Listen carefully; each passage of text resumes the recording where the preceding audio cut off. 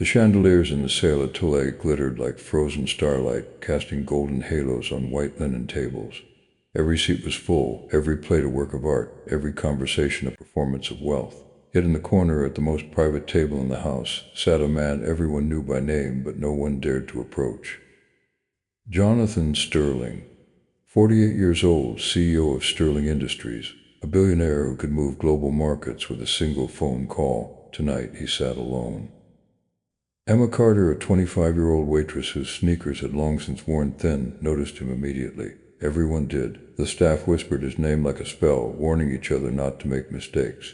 But Emma wasn't just watching his suit or his wristwatch, rumored to be worth more than her yearly rent. She saw something else, something in his eyes. Loneliness. From her station near the bar, Emma carried 2 glasses of champagne to a table of bankers. She smiled, nodded, pretended. But her gaze kept drifting back to table 7. Jonathan Sterling wasn't scrolling his phone like other wealthy men. He wasn't sending rapid-fire texts to assistants. He wasn't even reading the menu. He sat there with a glass of untouched whiskey, staring at the empty seat across from him, as if waiting for someone who would never arrive.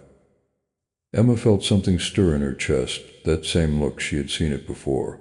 Her younger brother Daniel, staring at the hospital window during chemo treatments, trying to look brave but failing. That silent ache of being left alone in the world. The head waiter Gregory Hale barked from the service station. "Carter, table 5 is waiting," Emma jolted, rushing back to work. Gregory was always watching her, always reminding her she was replaceable. But still, she couldn't stop glancing at table 7. When she finally reached his table with a silver tray, her palms damp, Jonathan Sterling looked up.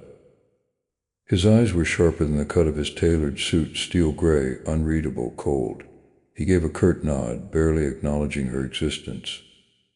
"Your steak, sir," Emma said, placing the dish down gently. Silence stretched. He didn't touch the fork, didn't move, just stared past her shoulder into the nothingness of the dining room. Emma's training screamed at her, "Stay quiet, be invisible, don't risk your job," but something stronger rose inside her, something that overpowered her fear. The words slipped out before she could stop herself. "Sir," she said softly, "no one should have to eat alone." Jonathan's head turned sharply, his eyes locked on hers. For the first time all evening his mask cracked. The billionaire, this man the world feared, admired, envied, suddenly looked human. "What did you just say?" His voice was low, strained. Emma froze, heat flooding her cheeks. Her manager's warning echoed in her head: do not speak unless spoken to. She should apologize, she should retreat. But instead her voice trembled and pushed forward. I just think dinners are meant to be shared," she said. "My brother, he hates eating alone. It makes him feel invisible." The restaurant's hum seemed to vanish. The clinking of silverware faded. All Emma could hear was her own pounding heart. Jonathan's jaw tightened, his hand gripping the edge of the table. His eyes glistened. He blinked rapidly, as if fighting something back. A billionaire crying. He turned away suddenly, covering his mouth with his hand. His shoulders trembled. Emma stood frozen, shocked. Around them no one noticed yet. The powerful man at the center of the room was unraveling in silence. Jonathan's voice broke as he whispered, barely audible, "You don't know how right you are." Emma's breath caught. For a moment they weren't Waitress and Billionaire. They were just 2 broken souls, colliding in the most unlikely of places. But what secret pain could make a man like Jonathan Sterling cry over a stranger's words? And what would happen when the rest of the restaurant and Gregory Hale found out Emma had spoken the unspeakable? Jonathan wiped his face quickly, as if ashamed of the emotion. When he finally looked back at Emma, the cold steel in his eyes had melted into something raw, something she had never expected to see in a man like him. "You remind me of someone," he said quietly. His voice was hoarse, like every word was dragging a memory with it. Emma hesitated, unsure if she should respond. "I am sorry, sir, I didn't mean." But Jonathan lifted his hand, stopping her apology. "Don't, it's not your fault." He forced a bitter smile. "It's mine." He gestured to the chair across from him. "Sit, just for a moment." Emma's heart skipped. Waitresses didn't sit with billionaires. They served. They poured water, cleared plates, smiled politely, that was all. Gregory Hill would fire her on the spot if he saw this, but something in Jonathan's trembling voice rooted her to the floor. Slowly, cautiously, she slid into the chair. The air between them shifted. For the first time, Jonathan looked like more than a headline in the Wall Street Journal. He looked like a man haunted by ghosts. My wife, he began, staring into the amber whiskey, died 5 years ago, cancer. She fought hard, but it took everything, her smile, her laughter me. He exhaled sharply, trying to steady himself. And my daughter, she laughed. She couldn't forgive me for not being there enough, for choosing boardrooms over bedtime stories. Emma's chest tightened. She had never heard a man of his power sound so broken. I sit here every week, Jonathan continued, at this table, same night, same seat, because this was our table, hers and mine. We celebrated birthdays here, anniversaries, and every week since she's been gone, I come back, alone. He pressed his fingers against his eyes. No one has ever said what you said to me tonight. No one has dared, but you looked at me, really looked, and you said the one thing I've needed to hear for 5 years. Emma swallowed hard, her throat tight. She wanted to say something comforting, but her words tangled. I only said it because I know what it's like to feel invisible. Jonathan turned to her, searching her face. Your brother, you said. Emma nodded, her eyes lowering. Daniel, he's only 16. He's been fighting leukemia for 2 years. Hospital food, empty rooms, the sound of machines, it breaks him. I sit with him whenever I can, but when he has to eat alone, she trailed off, her voice cracking. He looks like you did tonight. Jonathan's eyes shimmered again. He reached across the table, almost touching her hand, then pulled back as if remembering who he was. The silence between them was heavy, almost unbearable. Then came the sharp voice that shattered it. Carter. Gregory's bark cut through the dining room like a whip. Emma flinched, spinning in her chair. The manager stood at the service station, his face twisted with fury. Other waiters froze mid-step, sensing a storm. You're here to serve, not socialize, Gregory hissed. Back to work now. Emma's stomach dropped. Jonathan's expression hardened, but his eyes lingered on her, filled with something unspoken, gratitude, maybe even a plea. Emma rose, her legs trembling. She placed the tray under her arm and whispered, I'm sorry, sir. But Jonathan Sterling wasn't finished with her yet. Miss Carter, his voice rang clear enough for Gregory to hear. I'll be requesting you as my server from now on. The entire room seemed to inhale at once. Gregory's jaw clenched, his fury barely contained. Emma's heart raced. What had she just stepped into? And why did Jonathan Sterling, one of the most powerful men in America, want her of all people by his side? The clatter of dishes and hiss of pans filled the kitchen, but Emma only heard Gregory's voice slicing through the chaos. He cornered her by the sink, clipboard in hand, his face red with restrained rage. You think this is a charity, he snapped. You embarrassed this restaurant. You embarrassed me, sitting with a guest, speaking out of turn. Do you have any idea what you've done? Emma swallowed hard, her pulse racing. He asked me to sit. I didn't. Gregory slammed the clipboard against the stainless steel counter, making her jump. Don't you dare make excuses. Men like Jonathan Sterling don't want pity from people like you. They want perfection, silence, efficiency. You are invisible, Carter. That's your job, to be unseen. She gripped her apron, trying not to let her voice shake. With respect, sir, he didn't look like he wanted silence. He looked like he wanted someone to notice. Gregory's eyes narrowed, his lips curling in disdain. That's where you're wrong. You're nothing but a server. Don't mistake basic decency for an invitation into his world. Trust me, if Sterling wants company, it won't be yours. He leaned closer, his words sharp and venomous. One more mistake and you're out. Fired, do you understand? Emma nodded stiffly, her throat tight. Yes, sir. Gregory stepped back, but the threat lingered in the air like smoke. Around them, the kitchen staff pretended not to listen, though Emma felt their eyes. Mark, the sous chef, gave her a sympathetic glance from the line, but said nothing. Nobody crossed Gregory Hale. Emma steadied her breath and pushed through the swinging doors back into the dining room. Her knees trembled, but her face carried the mask of composure she'd perfected over years of double shifts. She scanned the room, desperate to focus on her tables. Then she saw him. Jonathan Sterling. Still at table 7, still watching her. His steak was untouched, his whiskey barely lowered, but his eyes followed her every move, steady and intent. It wasn't the gaze of a man inspecting service. It was something quieter, something that told her their moment hadn't ended.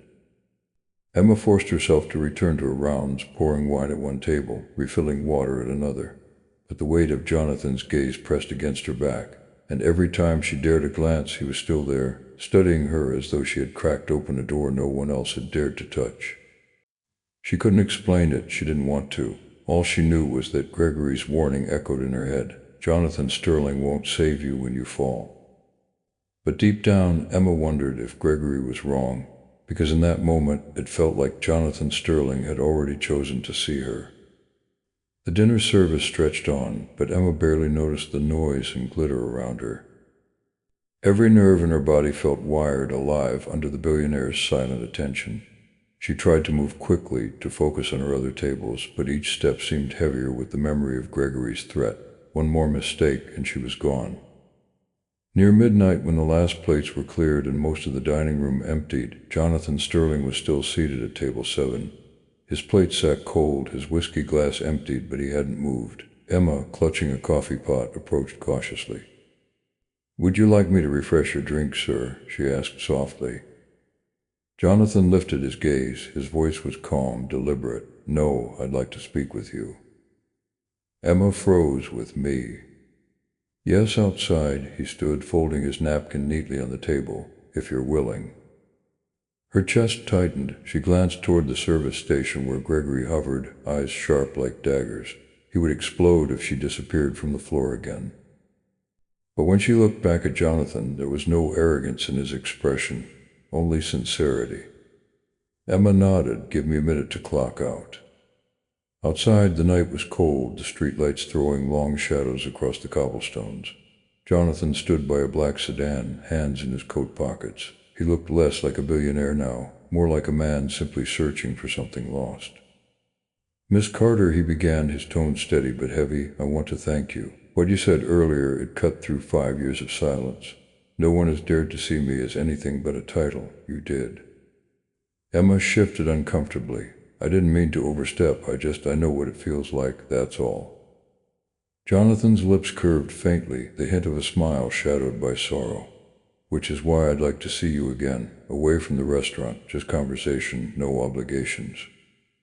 Emma's breath caught. "You want to see me?" "Yes, tomorrow night, perhaps dinner, not here, somewhere quieter." His voice softened. "And before you think this is anything else, let me be clear. I don't want a performance. I don't want polished manners or forced smiles. I want honesty, the kind you gave me tonight." Her mind raced. Gregory's words pounded in her skull. "You are invisible. That's your job." If she said yes, she risked everything. But if she said no, would she ever forgive herself? "I'll think about it," she whispered. Jonathan nodded once, almost relieved. "That's all I ask." As he stepped into the car, Emma caught his final words through the open window. "Sometimes the right stranger says what no one else dares, and sometimes that stranger changes everything." The sedan pulled away, leaving Emma standing in the cold night air, heart racing. Tomorrow could change her life forever, but was it salvation or disaster? Emma barely slept that night. Jonathan Sterling's words replayed in her mind like a broken record. "I'd like to see you again." She lay in the tiny Queen's apartment she shared with her brother Daniel, staring at the cracked ceiling, her heart torn between excitement and fear. Gregory Hale's threat was still ringing in her ears, but beneath it burned something stronger, a spark of hope she hadn't felt in years. Morning came, and with it Daniel's soft voice. "Em, you look different, like you actually dreamed instead of worried all night." He coughed lightly, the illness still gnawing at his young body. Emma brushed his hair from his forehead and smiled, though her chest ached. "Maybe I did," she whispered.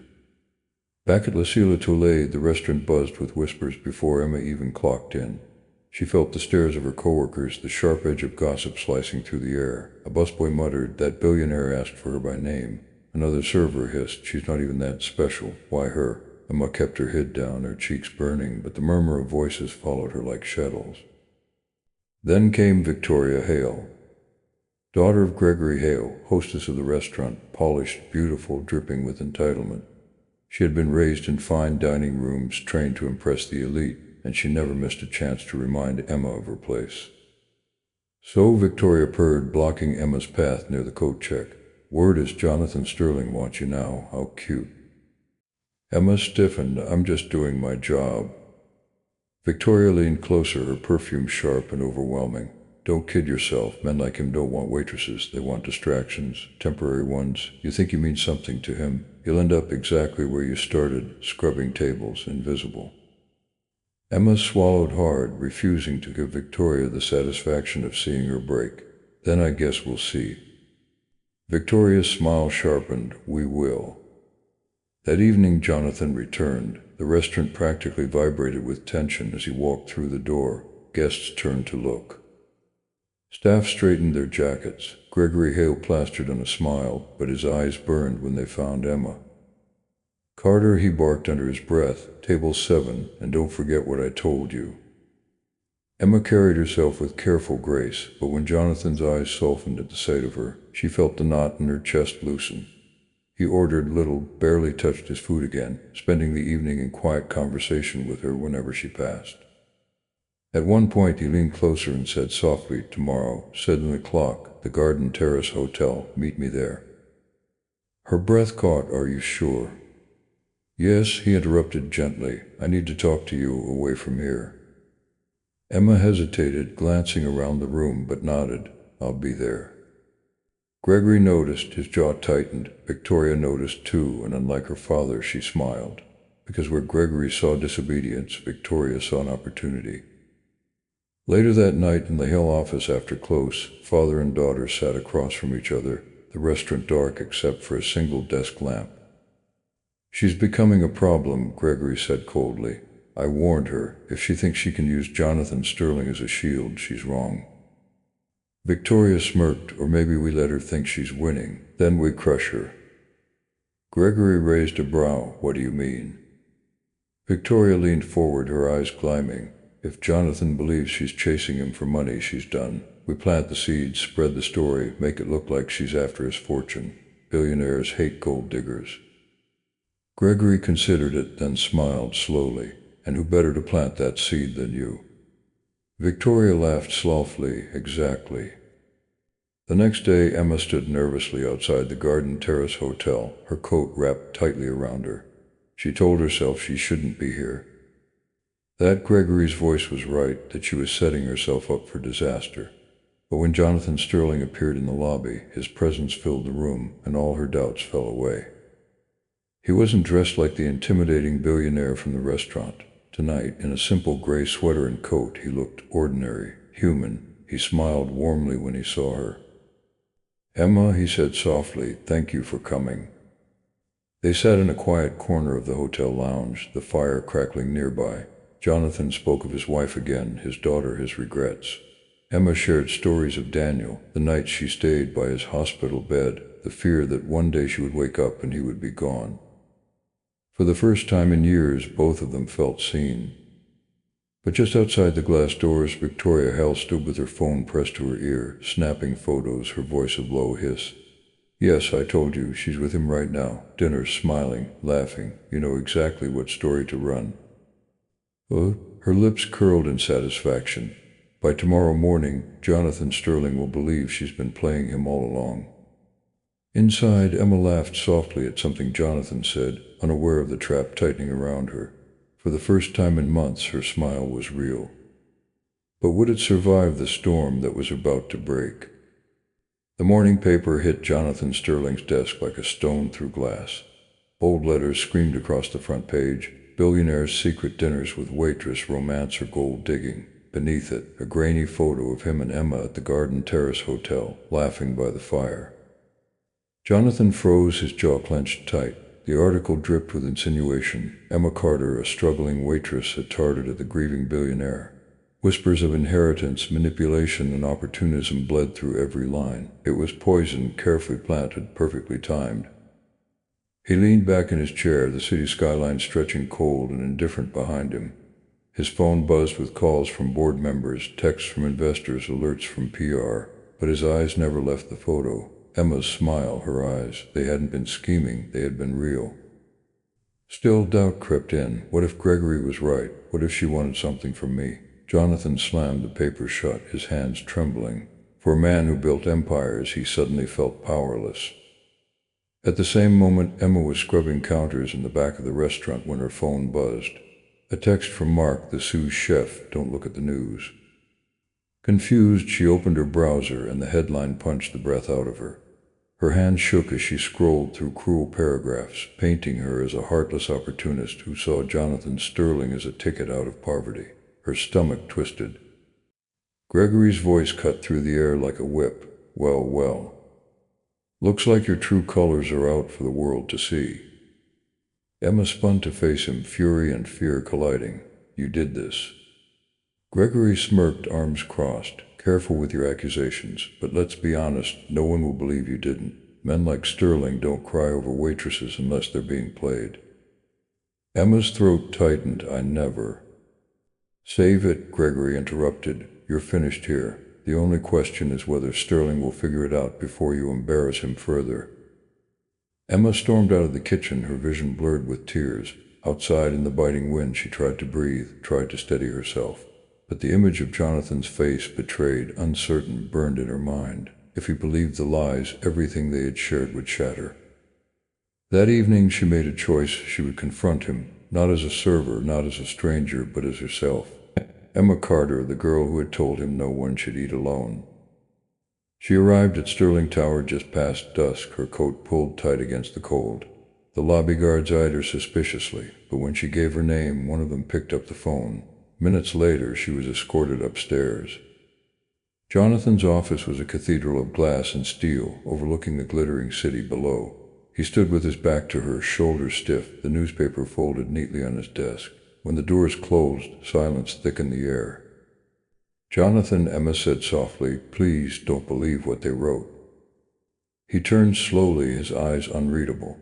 It's everywhere, Emma, every paper, every site. Do you know what this does to me, to my company?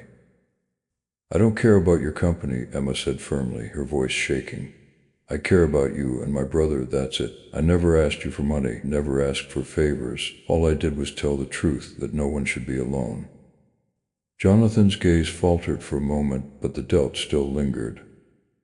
Why meet me at the hotel then? Why keep coming back? Emma stepped closer, her eyes wet. Because you asked. Because for the first time in years, someone looked at me and saw more than a waitress. You saw me, and I saw you, not the billionaire, the man. Her voice cracked. If that's not enough, then fire me, forget me, but don't you dare think I played you. The words hung in the air, sharp and raw. Jonathan turned away, pressing his palms against the glass window. Below them, Manhattan pulsed with life, but inside the office, it felt like the world had stopped. After a long silence, Jonathan whispered, show me your brother. Emma blinked. What? Your brother, Jonathan repeated, his voice steadier now. If this is real, if everything you've told me is real, then let me see him. Emma's breath caught. She nodded quickly, almost desperate. Yes, tomorrow I'll bring you to him. Jonathan finally faced her again, the storm in his eyes softening. Then tomorrow decides everything.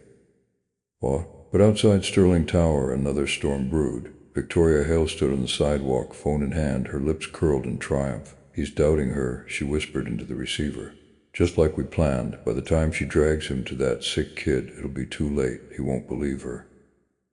Yet for all her confidence, Victoria had underestimated one thing. Jonathan Sterling's heart was not as easily manipulated as she thought. Because once he stepped into Emma Carter's world, he would uncover a truth that money could never bury. The following afternoon, Emma stood outside the children's oncology ward at St. Mary's Hospital, her hands trembling against the strap of her bag. The fluorescent lights buzzed overhead, and the smell of antiseptic filled her nose. She had brought Jonathan here, but now doubt gnawed at her. What if he looks at Daniel and still doesn't believe me? What if Victoria's lies are louder than the truth? The elevator doors opened and Jonathan stepped out. He wasn't dressed in his polished three-piece armor tonight. Instead, he wore a simple navy sweater, his expression a mask of controlled calm. But Emma noticed the tension in his jaw, the way his eyes darted like he was bracing for impact. Emma, he said softly, are you ready? She swallowed hard, as ready as I'll ever be. She pushed open the door to her brother's room. Daniel was propped up against a pillow, pale but smiling faintly at the TV flickering cartoons. His eyes lit up when he saw her. "Emma, you're late." Then he noticed a tall figure stepping in behind her. His smile faltered. "Who's that?" Emma's throat tightened. "This is a friend, Jonathan." Daniel's gaze lingered on the billionaire, curiosity flickering. Jonathan, usually a man who commanded boardrooms, seemed suddenly uncertain. He stepped forward slowly, his voice gentler than Emma had ever heard. "Hello, Daniel. It's good to meet you." Daniel blinked. "You're a wretch, aren't you?" Emma gasped, "Daniel." But Jonathan chuckled softly, lowering himself into the chair beside the bed. "Yes, I am, but that's not the most important thing about me." Daniel tilted his head. "Then what is?" Jonathan hesitated, his eyes flicking toward Emma before settling back on the boy. "That I'm someone who knows what it's like to lose family, and that I don't want to feel invisible anymore." The room fell quiet. Emma bit her lip, blinking back tears. For the first time, she saw Jonathan not as the powerful CEO, but as a man stripped bare, speaking to a boy who had no reason to flatter him. Daniel smiled weakly. "I know that feeling. Sometimes when Emma has to work late, I eat alone here. The nurses try, but it's not the same." Jonathan's eyes glistened. "No one should have to eat alone," he murmured. The very words Emma had once spoken to him, the words that cracked him open. Emma's heart clenched. She knew in that moment Jonathan believed her. Later that evening, the three of them shared takeout pizza from cardboard boxes, the kind Daniel loved. Jonathan laughed softly when Daniel smeared sauce on his face, and Emma couldn't stop staring. The cold, untouchable billionaire was gone. In his place was a man kneeling on the linoleum floor of a hospital room, handing napkins to a 16-year-old boy like it was the most natural thing in the world. But the fragile peace didn't last. As Emma walked Jonathan to the elevator, his phone buzzed. He glanced at the screen, his face darkening. "The board wants answers. The investors are restless. They're calling you a distraction, Emma. They think you're trying to manipulate me." Her chest tightened. "And what do you think?" Jonathan looked at her, his voice low. "I think you're nothing like what they're saying. But the pressure is real, and if I choose to stand by you, I could lose more than money. I could lose everything I've built." Emma's eyes burned. "Then maybe you should walk away, protect your empire. Forget the waitress who doesn't belong in your world." He stepped closer, his hand brushing her arm. "Don't say that. You belong here more than anyone has in a long time." The elevator dinged, breaking the moment. Jonathan stepped inside, but his eyes stayed locked on hers until the doors slid shut. In the shadows of the hospital parking lot, Victoria Hale lowered her phone from her ear, a wicked smile spreading across her face. She had recorded the entire exchange, Jonathan confessing the pressure, the doubt, the risk, and she knew exactly how to twist it. "Perfect," she whispered. "By tomorrow, the world will believe she's tearing him apart from the inside." Victoria thought she held all the cards. But what she didn't realize was that Jonathan Sterling had just found something worth more than his fortune. And men who discover love after years of loneliness do not give it up so easily. The next morning, Sterling Industries' boardroom buzzed like a hornet's nest. Suits lined the long mahogany table, their voices sharp, their eyes fixed on Jonathan Sterling.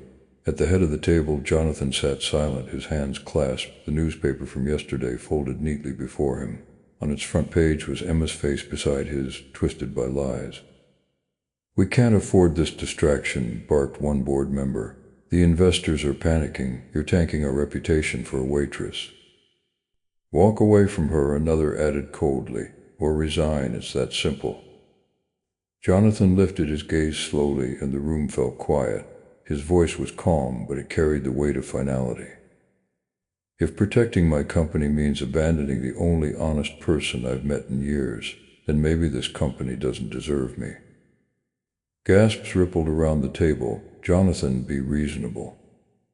"I've been reasonable my whole life," he cut in, his tone sharp now. "Reasonable cost me my wife. Reasonable cost me my daughter. I won't let it cost me Emma." The silence that followed was thunderous. For once, the man who held the power didn't care about stock prices or acquisitions. He cared about a waitress who had reminded him he was still human. Meanwhile, Emma sat at Daniel's bedside, holding his frail hand. Her phone buzzed with a flood of notifications, articles, messages, slander. She had become a villain in the media overnight. She turned the phone face down, her heart heavy. Daniel studied her worried expression. "You're scared," he said quietly. Emma forced a smile. "I'll be fine, you just focus on getting better." But inside she was breaking. She couldn't bear the thought of Jonathan losing everything because of her. The weight was suffocating. A knock at the door startled her. Jonathan stepped in, his presence filling the small hospital room. He looked tired, but his eyes were steady, resolved. "I told them," he said simply. Emma frowned. "Told who what?" "The board, the investors, everyone." He drew a breath. "That I'd rather lose my fortune than lose you." Emma's lips parted in shock. "Jonathan, you can't." "I already did," he interrupted. "I walked out. I don't know what happens next, but I know this: money can rebuild, empires can be rebuilt, but people—" he glanced at Daniel, then back to her. "People can't be replaced." Emma's eyes filled with tears. "You didn't have to do that for me." Jonathan stepped closer, his voice low but fierce. "I didn't do it for you. I did it because I finally remembered what matters, and it's not quarterly earnings." Daniel, weak but smiling, whispered, "He's like a superhero." "Huh?" Jonathan chuckled softly, kneeling beside him. "No, Daniel, I'm just a man who made too many mistakes, and I don't want to make another." But outside the hospital, Victoria Hill was already spinning her web. She had leaked the recording of Jonathan's private words to Emma at the elevator, framing it as evidence that she was manipulating him. Headlines screamed that Jonathan had abandoned his empire for a gold digger. Gregory watched the coverage with satisfaction, but Victoria's smile was sharper, hungrier. "He thinks he sacrificed everything for her," she purred. "But when the world turns against him, let's see if she's strong enough to stay." That night, Jonathan returned to Emma's apartment for the first time. It was small, cluttered, but warm, a stark contrast to his cold penthouse. He sat on the worn couch, glancing at family photos on the wall, his heart tightening. "Emma," he said softly, "I don't know what the future looks like. I don't know how much I'll lose, but if you'll let me, I want to face it with you." She sat beside him, tears slipping down her cheeks. "You've already given up everything. I don't know if I can ask you for more." Jonathan reached for her hand. "You don't have to ask, it's already yours." For the first time, Emma leaned into him, allowing herself to believe, just for a moment, that love could be stronger than lies. But as the city outside buzzed with rumors and betrayal, one truth remained. Jonathan Sterling had staked his entire empire on a waitress, and the storm waiting for them would test not only their bond, but their very survival in a world that thrived on tearing people apart. The storm broke the next morning. News outlets, blogs, and talk shows dissected every detail of Jonathan Sterling's fall from grace. Anchors spoke with relish. The billionaire who gave up his empire for a waitress. Is it love or manipulation? Emma couldn't bear to watch. Every word felt like another dagger, each headline painting her as a parasite. She sat at the hospital cafeteria, staring at untouched coffee, trying to breathe. Her phone buzzed constantly, reporters, strangers, hate messages. She turned it off, burying it deep in her bag. When Jonathan arrived, the room shifted. He carried himself with quiet gravity, stripped of the corporate armor that once defined him. He sat across from her, his eyes softer than she had ever seen. "Emma," he said gently, "I need to tell you something. Something I should have told you before all of this." Her pulse quickened. "What is it?" He reached into his coat and pulled out a small velvet box, not jewelry, something older. He opened it, revealing a delicate silver locket, tarnished but still shining. Inside, a faded photograph of a young woman, Jonathan's wife, and in her arms a baby. Emma gasped, her chest tightening. "That's my mother." Jonathan's breath caught. "What did you just say?" Emma's hands trembled as she reached for the locket. "I've seen this picture before. My mom kept a copy hidden in her dresser. She told me she once loved a man she could never be with. I never knew who he was until now." Silence fell heavy between them. Jonathan's eyes glistened, his hand gripping the table for balance. "Emma, that baby could be you." Her world tilted, the cafeteria spinning around her. Memories of her mother's late-night tears, her refusal to talk about Emma's father, the way she always said some doors were better left closed, all of it flooded back. And now, sitting across from Jonathan Sterling, the truth shattered her.